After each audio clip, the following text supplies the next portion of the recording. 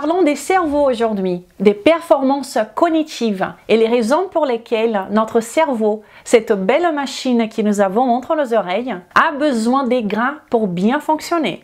Mais pas n'importe lesquels. Il a besoin des gras animaux.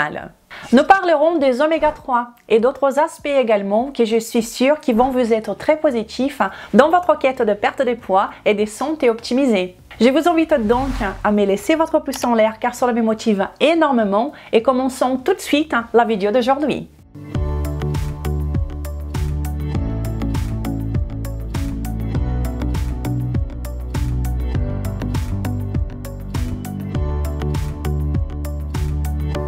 Soyez les bienvenus dans cette vidéo, chères personnes. Comment allez-vous? J'espère que vous allez bien et que vous allez apprécier la vidéo que je vais vous présenter aujourd'hui. Si vous ne me connaissez pas encore, je suis Renata Barcelos, la fondatrice de maigredefinitivement.fr et la responsable du code Maigre-Définitivement. Je suis chercheuse indépendante et enthousiaste de la science nutritionnelle. Mais plus important que cela est que je viens ici toutes les semaines, tous les vendredis, depuis plus de 5 ans, pour partager avec vous de façon claire et directe la vérité sur la perte de poids, la santé et un style de vie sain. Et le tout basé à 100% sur le meilleur de la science, pour vous aider à devenir une meilleure version de vous-même. Et aujourd'hui, je vous propose d'explorer le besoin de cette machine incroyable qu'est notre cerveau.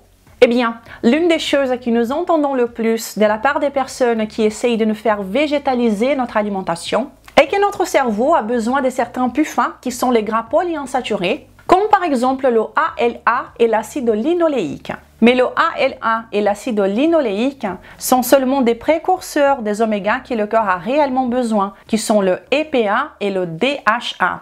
C'est que vous avez déjà certainement entendu parler. Ces derniers sont les oméga 3 et le ALA et l'acide linoléique sont des oméga 6. Et ces oméga 6 et oméga 3, dans les versions de laquelle le corps a vraiment besoin, des versions biodisponibles, et c'est-à-dire bien assimilables, sont présentes seulement dans les aliments d'origine animale et non pas dans des aliments d'origine végétale. C'est intéressant, n'est-ce pas? Voici une bonne piste de la nature qui nous montre quels sont les aliments qui devaient être présents dans notre alimentation, qui devraient être la base de notre alimentation. Pour cette vidéo, je vais me baser sur l'article écrit par une psychiatre que j'admire beaucoup et qui fait un travail exceptionnel. Elle s'appelle Georgia Ede, de l'université d'Harvard. Et comme à chaque fois, je vais vous présenter les références utilisées dans l'écran et également je vais vous laisser ici, juste en bas dans la description de cette vidéo. Et je vous invite à aller les regarder plus tard si vous en avez envie. Commençons donc par dire que notre cerveau est composé de 2/3 des gras, ce qui le fait donc être un organe gras.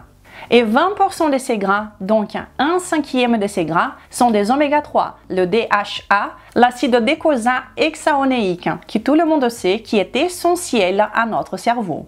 Le DHA a une fonction cruciale dans la formation de la myéline, qui est ce qui entoure les circuits de notre cerveau. Il a également un rôle important dans la membrane qui sépare le cerveau du sang, qui est le Brain-Blood Barrier en anglais. Le DHA joue également un rôle clé dans la formation du cortex cérébral, qui est la partie responsable de la pensée des hautes performances, ce qui caractérise les êtres humains. Comme l'affirme le docteur Simon Dio, le DHA a un rôle unique et indispensable dans la signalisation neuronale pour la haute intelligence. C'est justement pour cela que le DHA est si associé à la haute performance cognitive. Nous trouvons le DHA dans les parties du corps où une charge électrique est importante, comme dans les circuits du cerveau et également dans nos mitochondries, où il y a également des gradients à charge électrique comme les protons et les électrons, le cycle des Krebs, entre autres. Tout à l'intérieur de nos cellules, ainsi que dans la rétine. Et cela, cette concentration des DHA dans les parties du corps où il y a une charge électrique est présente également chez les animaux. Tandis que les plantes n'ont pas de DHA, parce qu'elles n'en ont pas besoin. Elles n'ont pas de cerveau, au moins pas comme nous, ni de charges électriques comme nous ou les animaux. Et c'est pour cela que nous ne trouvons pas de DHA dans les plantes. Et dans l'étude que je vous montre maintenant, qui a été publiée par le Journal mondial de psychiatrie, affirme qu'une carence en DHA pendant la grossesse, principalement au 3e trimestre jusqu'aux 2 ans de l'enfant, est associée à des problèmes psychiatriques chez les enfants, comme le syndrome de déficit d'attention, entre autres. Et ce n'est pas encore certain si c'est possible d'inverser ces situations causées par ces carences après cet âge de 2 ans. Et ici, nous parlons d'association, mais d'une grande association, montrant la grande importance de la consommation de la part de la maman, ainsi que la part de l'enfant après sa naissance, d'aliments sources, d'aliments riches en DHA. Car la carence en DHA peut impacter très fortement le développement cérébral de l'enfant. Car comme nous l'avons vu, le DHA est essentiel pour la formation du cortex cérébral. Donc, pensez bien à consommer des aliments riches en DHA pendant ces périodes. C'est très important. Et maintenant, pour ceux qui sont ou qui veulent devenir végétariens ou véganes, comme nous l'avons vu, il n'existe pas de DHA dans les aliments d'origine végétale, ni d'oméga 3 qui sont extrêmement importants pour nous, les êtres humains, qui constituent même 20% de notre cerveau. Cela n'est tout simplement pas présent dans les aliments d'origine végétale. Mais de nos jours, il existe des suppléments de DHA pour les véganes ou pour les végétariens qui sont faits à partir d'algues. Mais un fait intéressant ici est que les algues ne sont pas végétales ni animales. Elles appartiennent à une catégorie distincte. Selon notre idéologie, nous pouvons donc les classer soit comme des aliments d'origine animale, soit comme des aliments d'origine végétale. C'est à vous de décider. Mais les algues sont assez intéressantes. Ce sont des cyanobactéries qui ont un mode bien différent des plantes et des animaux. Et donc, il existe bien des suppléments de DHA sous forme d'algues. Et c'est à vous de voir si c'est vegan ou pas. Mais cela serait impossible sans l'intervention de l'industrie pour extraire le DHA de ces algues. Mais la biodisponibilité du DHA venant des algues n'est pas non plus très concluante. Vous me direz peut-être que nous pourrions donc consommer les algues directement. Mais pour combler nos besoins, vous devriez en consommer énormément, chose que je ne pense pas que soit très agréable. Mais ce n'est que mon humble avis. Mais je pense que c'est très intéressant de considérer que dans un monde réel, nous ne pourrions jamais consommer autant d'algues pour combler nos besoins et de les avoir donc comme notre seule source de DHA. Les oméga 3 qui existent dans les noisettes, dans les graines de lin, etc., qui sont souvent consommés par les personnes véganes ou végétariennes, sont des ALA, des acides linoléiques, qui sont des précurseurs du DHA. Mais le problème ici est qu'il y a des études qui nous montrent que le corps réussit à convertir seulement moins de 10% de ces oméga 3 en DHA, qui est tant nécessaire à notre corps. Et notez même que certaines études nous montrent que la conversion des ALA en DHA venant des aliments comme les noisettes, comme je vous ai dit, est de 0%. Et donc, la chose importante à comprendre ici est que le corps a une grande difficulté à convertir les oméga 3 des plantes, le ALA, en DHA et EPA. Le taux de conversion est extrêmement faible. Donc, si vous avez une alimentation très végétalisée ou que vous avez simplement une mauvaise alimentation, vous allez être très limité sur l'apport en DHA, qui est très important pour votre cerveau, et aussi en EPA, qui est un acide gras anti-inflammatoire. Et donc, le taux de conversion de ALA en DHA est de 0 à 9% environ. Une autre chose à remarquer ici aussi est que les oméga 3 sont hautement oxydatifs, car ce sont des gras polyinsaturés. Donc faites attention avec les suppléments d'oméga 3, car ils peuvent être inflammatoires et sont très instables. Il est toujours mieux de consommer des aliments sources de DHA, des aliments d'origine animale, à la place des algues, noisettes ou bien des suppléments discutables. Ok, allons donc maintenant voir une autre étude très intéressante. Mais avant cela, si vous êtes en train d'apprécier cette vidéo, eh bien je vous invite à vous abonner à cette chaîne maintenant si vous ne l'êtes pas encore et à bien cliquer sur la petite cloche pour que vous soyez prévenus à chaque fois qu'une nouvelle vidéo est disponible ici. N'hésitez pas non plus à me laisser votre pouce en l'air et à télécharger le guide du débutant gratuit pour maigrir définitivement. Vous pouvez également me suivre sur Instagram. Des études nous montrent que l'EPA et le DHA chez les personnes véganes ou végétariennes sont régulièrement plus faibles que chez les personnes consommant des aliments d'origine animale. Une étude de 2005 publiée dans le Journal américain des nutritions a observé que les niveaux de DHA chez les véganes sont 31% plus faibles que chez les non-véganes, 59% plus bas que chez les personnes omnivores. Ce qui est extrêmement intéressant, c'est que le corps peut produire une petite quantité de ces DHA et de ces EPA dont il a besoin, mais seulement une certaine quantité, ce qui est bien en dessous de vos besoins. Donc il se peut que si vous évitez les aliments d'origine animale, que vous mettiez longtemps avant de vous apercevoir que vous avez certaines carences. Non seulement en oméga 3, mais un tas d'autres aussi. Et ce que je trouve problématique personnellement, c'est que ces personnes ne vont jamais faire le rapport avec leur alimentation, puisque suite à leur changement, ils se sentaient bien. C'était au fur et à mesure que leur santé a commencé à détériorer. Bien que vous ne mourrez pas par manque de DHA, car votre corps en produit un peu quand même, vous aurez tout de même des niveaux bien inférieurs à vos besoins et comparés aux personnes qui consomment des aliments d'origine animale. Et dans les cas des bébés ou des enfants de moins de 2 ans, les experts déconseillent de compter uniquement sur cette capacité du corps à fabriquer ces acides gras et qui devrait obtenir ces acides gras grâce à des vrais aliments. On ne peut donc pas dire que le corps des bébés et enfants soit en mesure de générer ces niveaux minimums pour obtenir un développement correct du cerveau, entre autres. Et vous pouvez voir sur cette étude que je vous montre maintenant, qui a été publiée en 2011, sur l'impact d'un excès d'acide linoléique dans la production des DHA dans le corps. Et qu'est-ce que cela signifie? C'est très important.